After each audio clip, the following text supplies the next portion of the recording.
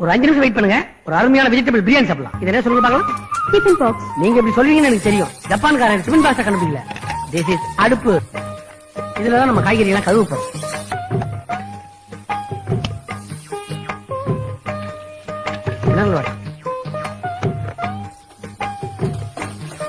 One carrot, one onion, one tomato, 2 beans. That's all.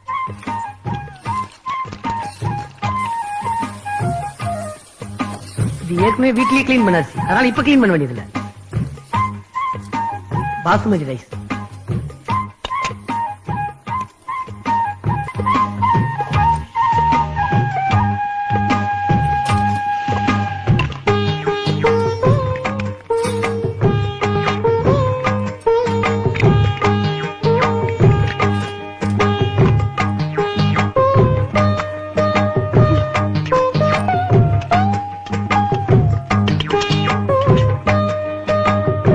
Biryani ready.